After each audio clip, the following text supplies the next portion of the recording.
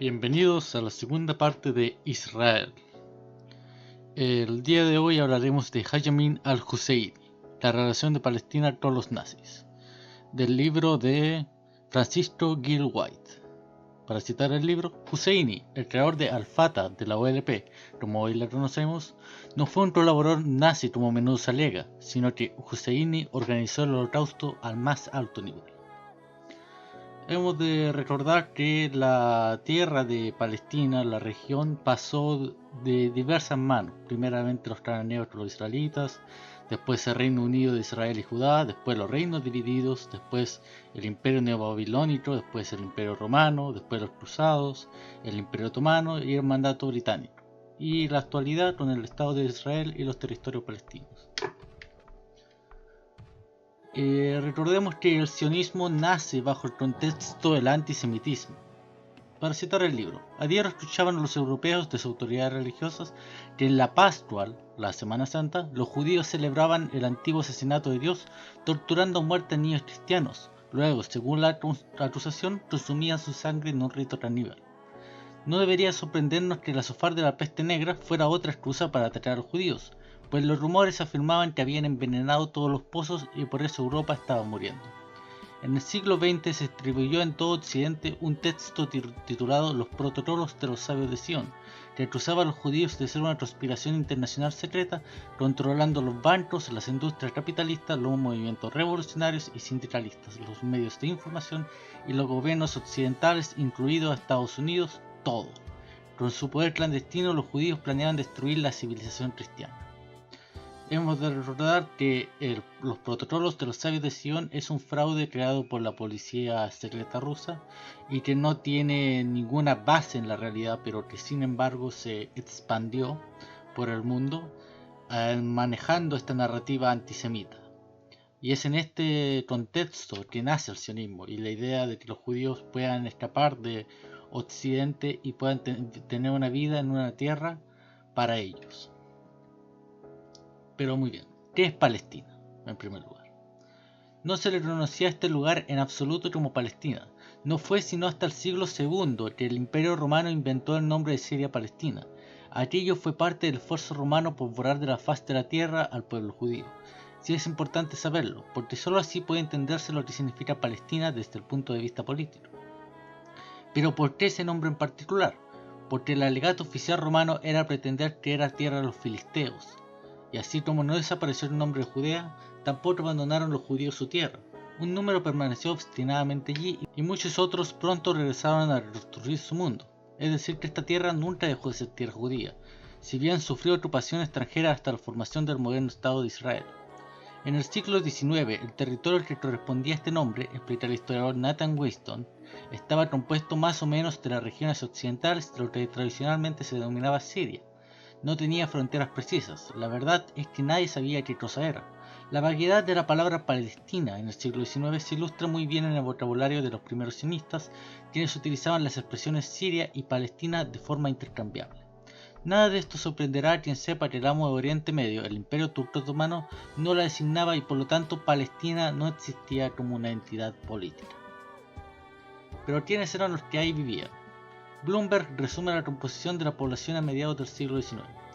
La mayoría de ellos eran musulmanes sunitas. En el extremo norte había concentraciones de musulmanes chiitas y de drusos. Había otros asentamientos grandes de drusos cerca de Haifa. Había un pequeño remanente de samaritanos viviendo entre los musulmanes de Nablus. Las 4 ciudades sagradas para el judaísmo en Palestina, Jerusalén, Hebrón, Safed y Tiberias, tenían poblaciones judías importantes.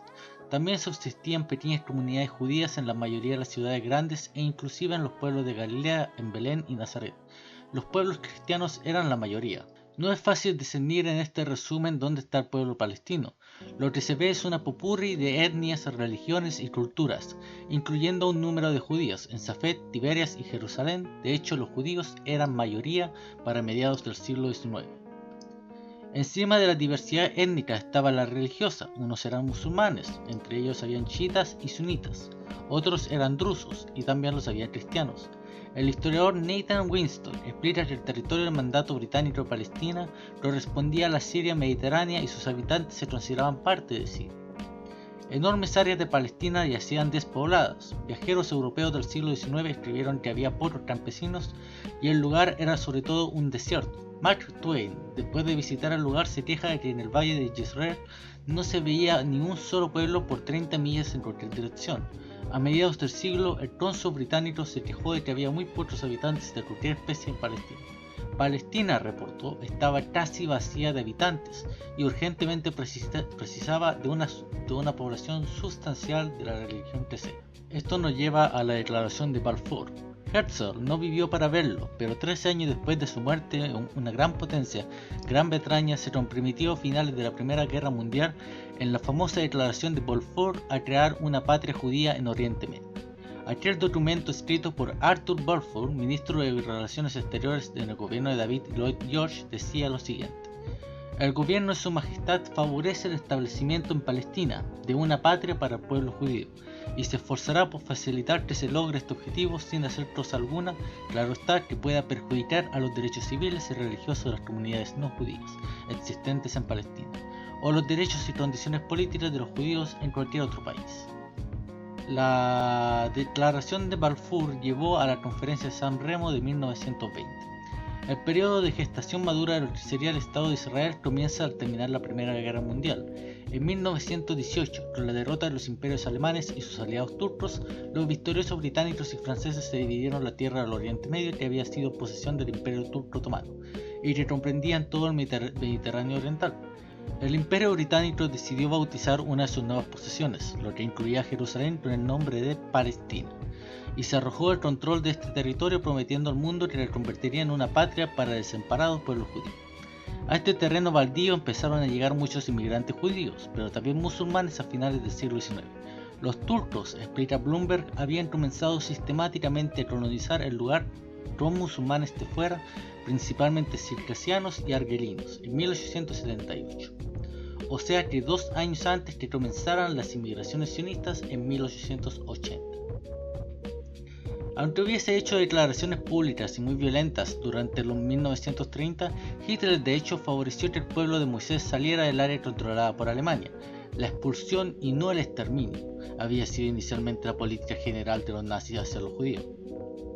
Inclusive después de la conquista de Polonia, escribe Gunnar Paulson, los nazis permitían todavía la inmigración judía y hasta la favorecían, y consideraban mientras otros planes de expulsión, por ejemplo el plan de resentarlos en Madagascar, hasta el otoño de 1941. ¿Qué sucedió en aquel otoño para que los nazis cambiaran de opinión y optaran por asesinar a todos los judíos? En la noche del 9 de noviembre de 1941 llegó Amin al-Husseini. Como lo habían prometido los voceros de los nazis, fue recibido con todos los honores. Este árabe palestino había sido mufti de Jerusalén, la máxima autoridad política, burocrática y religiosa entre los musulmanes que vivían en el mandato británico de Palestina, y llegaba a Berlín luego de haber dirigido para el gobierno nazi de Irak una gran matanza de judíos en Bagdad. El 28 de noviembre Husseini charló largo y tendido con Adolf Hitler, quien según las minutas de los nazis aseguró al mufti que Alemania conquistaría Oriente Medio y que el objetivo único de Alemania sería la destrucción del elemento judío que reside en la esfera árabe. Hecho lo cual Husseini sería colocado como el vocero con mayor autoridad para el mundo árabe. Luego de unos días se convocó a la conferencia de Wannsee del 20 de enero de 1942, donde los nazis famosamente convirtieron a la solución final en un programa ya no de expulsión sino de exterminio. La evidencia clave habría sido presentada ya en el Tribunal de Crímenes de Guerra de Nuremberg. Provenía de Andrzej Steiner, quien testificaría sobre una conversación que sostuvo durante la guerra en Bratislava con el checoslovaco Dieter Wiesel, brazo derecho de Eichmann. Aquel día contó Steiner, le había preguntado a Wiesel por qué razón no podían ser enviados los judíos a Palestina. Wiesel se rió y me preguntó si no había oído hablar del gran mufti Husseini. Me explicó que el mufti tenía lazos muy estrechos de cooperación con Eichmann y que por lo tanto Alemania no podía permitir que Palestina fuera el destino final, pues sería un golpe contra el prestigio de Alemania en la opinión del mufti. Wiesel explicó a Steiner que el mufti Husseini es un enemigo mortal de los judíos y siempre ha peleado por la idea de exterminarlos. Insiste siempre en esta idea y también en sus pláticas con Adolfo Eichmann. El mufti es uno de los progenitores de la destrucción sistemática del pueblo judío europeo por los alemanes y se ha convertido en el colega permanente, socio y consejero de Eichmann en la implementación de este programa. Tenemos también el affidavit de Rudolf Tassner, entregado al tribunal de Nuremberg, sobre conversaciones que sostuvo Eichmann y Weasley en Budapest. Estamos hablando de un testimonio independiente. Según el relato de Tassner, en junio de 1944, cuando negociaba la salida de sus elegidos, Eichmann se resistió a enviarlos a Palestina, y ante la insistencia de Tassner-Eichmann, le contestó exasperado: «Yo soy un amigo personal del Gran Mufti Hussein. Le prometimos que ningún judío europeo entraría ya más a Palestina». Para citar el libro The History of Jihad from Mohammed to ISIS de Robert Spencer, leemos que Al-Husseini fue un colaborador comprometido con los nazis y viajó de Berlín a Bosnia en 1943 para tomar una compañía musulmana de la WS, que fue responsable de matar al 90% de los judíos en Bosnia, así como por el incendio en numerosas iglesias serbias. Señaló la convergencia de los objetivos de la yihad islámica y la de los nazis. El deber de los maometanos en general y de los árabes en particular es expulsar a los judíos. En una emisión del 7 de julio de 1932, el Mufti exhortó a los musulmanes de Egipto, Siria, Irak y Palestina a matar judíos. Debéis matar a los judíos antes de que abran fuego contra ustedes. Matad a los judíos que se han apropiado de vuestras riquezas y que están conspirando contra vuestra seguridad. Árabes de Siria, Irak y Palestina, ¿qué están esperando? Los judíos planean abusar de vuestras mujeres, matar a vuestros hijos y destruiros a vosotros. Maten a los judíos, quemen sus propiedades, destruyan sus tiendas, aniquilen a estos partidarios del imperialismo británico. La única esperanza de salvación reside en aniquilar a los judíos antes de que ellos nos aniquilen. Wilinski le afirmó a Tassner que efectivamente Eichmann y Husseini eran muy amigos. Weasley también explicó lo siguiente: en mi opinión, el gran Mufti Husseini, que ha estado en Berlín desde 1941, jugó un papel en la decisión del gobierno alemán de exterminar a los judíos europeos y no debe menospreciarse la importancia de ello. Repetidamente le planteó el exterminio de la judería europea a las autoridades con quienes hablaba, y sobre todo a Hitler, Ribbentrop y Himmler. Le parecía una solución cómoda al problema palestino. El registro fotográfico de las actividades del Mufti al servicio de Hitler es extenso, porque Husseini jugaba un papel importante en el programa de propaganda nazi. Es especialmente prolífico y variado, siguiendo Husseini en Yugoslavia, donde creó ejércitos musulmanes en Bosnia y Kosovo para la WS de Heinrich Himmler. Estos consumaron exterminios de serbios, judíos, gitanos, yugoslavos y también los judíos húngaros. ¿Es este deseo de exterminar a los judíos que conducirá a las naciones árabes, como lo puede ser la Guerra de la Independencia de 1948? Abdur Rahman Assam, o Hassan Pasha, secretario general de la Liga Árabe, explicó cuánto mejor era salir a matar judíos que establecer un Estado árabe palestino. Esta será una guerra de exterminio y una masacre gigantesca que será comparada con las masacres mongolas y las cruzadas, declaró entusiasmado. No le avergonzaba que hubiera concluido apenas la solución final nazi, dirigida por Amin al-Husseini. Quería complementarla. De hecho, en la guerra genocida que Hassan Pasha anunció, fueron Husseini y su gente quienes lideraron el esfuerzo palestino. El origen de la identidad palestina. No fue sino hasta 1967 que se habló seriamente de una identidad árabe-palestina, cuando los estados árabes concluyeron tras la derrota de la Guerra de los 6 días que los ataques directos contra Israel no daban resultado y hacía falta una nueva estrategia. Esto lo explicó con cierta claridad Zair Muhsin, jefe del Departamento de Operaciones Militares de la OLP. En 1977, en una entrevista que otorgó a la revista holandesa Trouw, luego de explicar que no hay diferencia entre jordianos, palestinos, sirios y libaneses, dijo: «Somos todos miembros de un pueblo, la nación árabe, somos un pueblo. Es solo por razones políticas que apoyamos nuestra identidad palestina con cuidado, pues es de interés nacional que los árabes aprendan a promover la existencia de un Estado palestino independiente en oposición al sionismo. Es verdad, la existencia de una identidad palestina está ahí solo por razones tácticas. La fundación de un Estado palestino es una nueva herramienta de continuar nuestra lucha contra Israel y por la unidad árabe». Pero, ¿qué es la yihad? Dejaré que un gran teórico medieval de la yihad, Abu Muhammad Ali ibn Ahmad ibn Sati ibn Hassam, nos explique su significado. De una familia adinerada y políticamente poderosa en Córdoba, el influyente Ibn Hassam fue consejero de los califas de la dinastía imperial musulmana de los Umayya en el siglo XI. En 1962, el académico francés Roger Arnaslov escribió un trabajo detallado sobre Ibn Hassam y su concepción del yihad.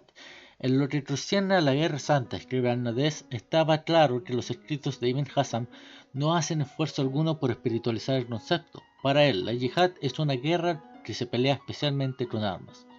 ¿Contra quién? El mundo se divide en dos partes, Dar al-Islam y Dar al-Harb. El primero es la casa del Islam o la casa de la sumisión. El significado de la palabra Islam, traducido al castellano, es sumisión, o sea que la casa de la sumisión es el territorio donde los infieles se han sometido ya al Islam, ya sea como musulmanes o esclavos de los mismos. En segundo, la casa de la guerra comprende las tierras donde aún gobiernan los infieles.